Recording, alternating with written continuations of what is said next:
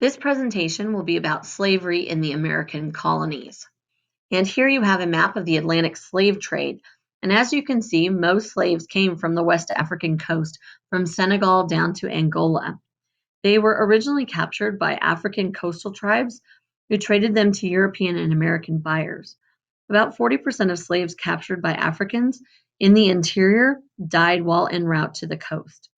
The international slave trade ends in 1808. For those of you that are wondering, even though that actually is outside the time period that we're talking about here, it is relevant.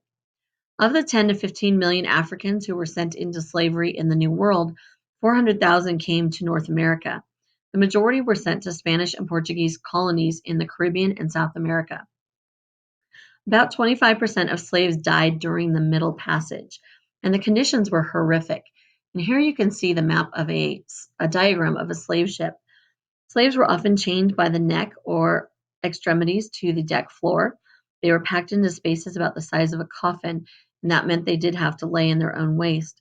In some cases, the next deck was only 18 inches above the deck floor, and slaves could not turn over, and they had to lay on their back the entire voyage. And as you can see here, this is another diagram that just simply shows you what it looks like. Survivors eventually were sold at auction blocks at ports such as Newport, Rhode Island, or South Carolina, specifically Charleston, which is a gigantic slave market.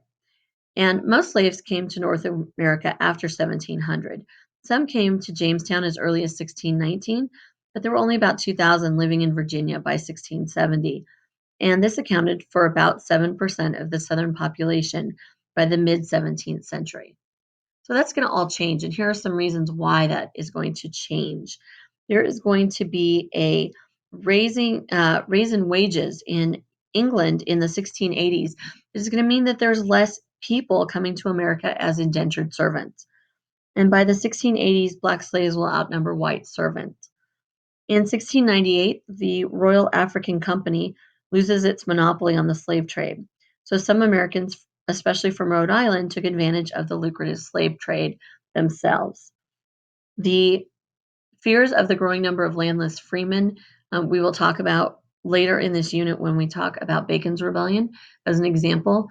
But once indentured servitude kind of diminishes, there's less land available for these indentured servants, so they become more restless, and there becomes more concern about them having rebellions. Plus, there's an available supply from the Caribbean as well as what had been coming from Africa.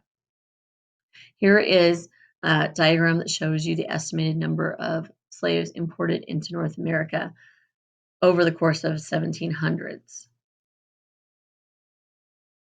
By 1750, the population of Virginia, 46% of it was made up of slaves. In South Carolina, blacks outnumbered whites 2-1. In contrast, slaves accounted for only 5% of the North's population and only 2% in Massachusetts. Until 1750, 25% of all slaves who arrived in North America died within the first year. This was often due to diseases and not being used to the conditions in North America, as well as the conditions that they had to endure crossing the Middle Passage. A few slaves did gain their freedom, and some even became slave owners, but this was extremely rare and should not be over-exaggerated at all. It was very minuscule in relation to the entire slave population. So as the number of slaves grew in numbers, the whites felt very threatened and passed certain laws that were designed to control the population. Most of these codes stated things like blacks and their children were the white master's property for life, and there was no way they could escape that. And even if you had children, that meant that your child was born into slavery. It became a crime to teach a slave literacy, meaning how to read or write. And obviously that would have meant power because they would have been able to communicate differently. And also, the desire was to actually convert these slaves to Christianity, but that didn't automatically mean that they were going to become free. And the whole purpose of these black codes was to ensure that the slave population remained under control. South Carolina inherited their slave codes from Barbados, and this influences the codes of other colonies. Slavery became the root of racism in America, as a distinct color line was drawn, because in Africa and in other places prior in the world, slaves had been enslaved simply because they maybe owed money. And if you go back to the Roman Empire, there were often very poor slaves who simply owed money to others, and it was not a racial issue until it came to the colonies, where it became a black versus white issue. And unlike the intermingling of whites and blacks and Amerindians that existed in the Caribbean, in Mexico, and South America, there's very little intermarriage that's going to happen in the British North American colonies.